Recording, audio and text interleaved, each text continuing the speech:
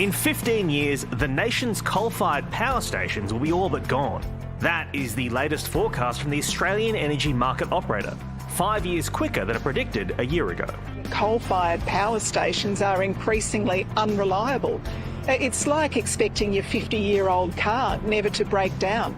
This confirms that Labor's policy has put our energy market in a state of constant crisis. Blackouts are being predicted.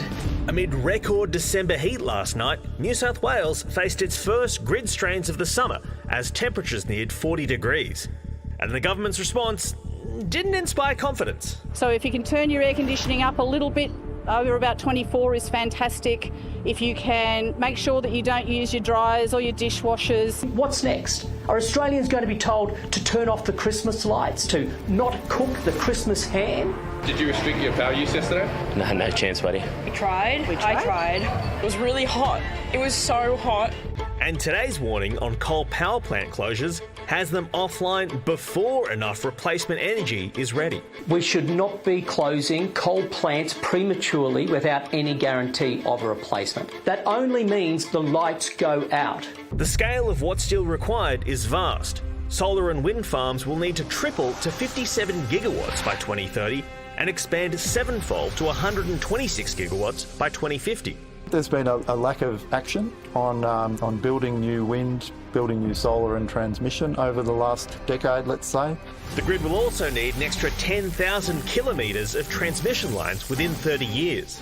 We're making a slower start than we should have. This transmission infrastructure will be critical to keep our grid secure. This utterly confirms and validates the focus of the Albanese government around rewiring the nation, and we're really confident we can do that and make sure that we get renewables in the grid in a reliable way. The Labor government is putting a huge bet on renewables. They have to be part of the mix. They're a good part of the mix, but they're weather dependent. That's why we're trying to open up the debate about nuclear and other sources about, maintaining base load. So can the grid survive a hot summer, or should we brace for blackouts? Daniel Westerman is the Chief Executive of the Australian Energy Market Operator. He's with us now. Daniel, households in New South Wales were asked to reduce their power use last night. It was an optional thing.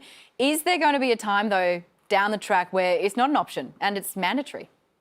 Well, I hope not. I hope that managing the grid is my job and our job at the Energy Market Operator.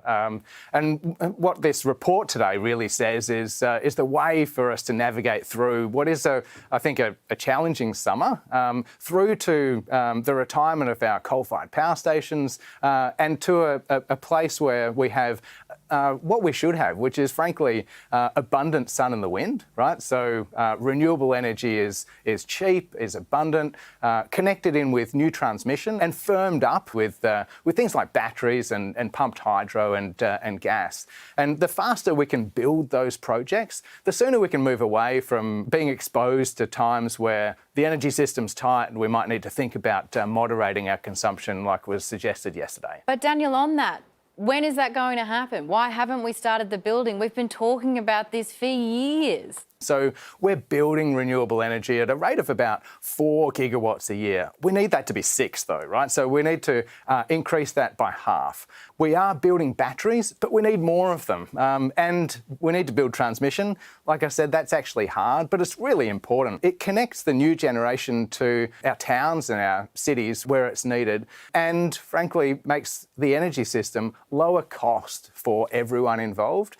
The plan that we released today highlighted 10,000 kilometres of transmission. It's going to cost $17 billion, but that transmission means that the energy system costs about $17 billion less for consumers. Well, the government just found $13 billion this week, so we only need a cheeky $4 billion and we're good to go. Happy days.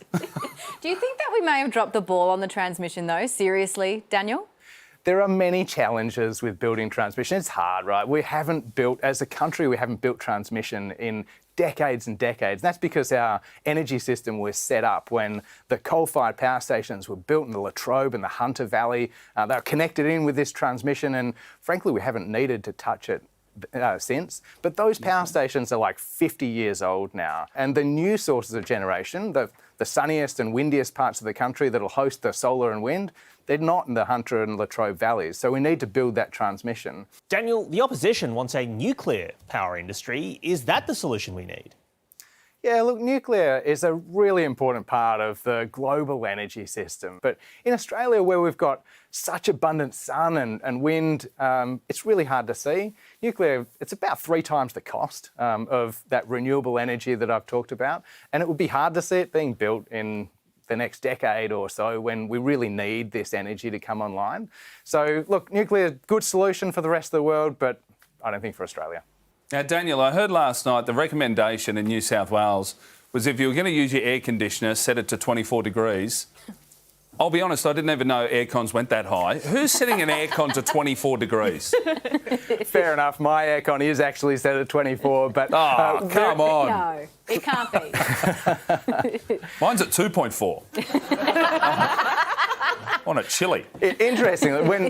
When New South Wales was tight last night and the air conditioners were set at whatever they were set at, you know what? There was lots of energy in Victoria. Lots of free energy in Victoria, actually, and it just couldn't get to New South Wales.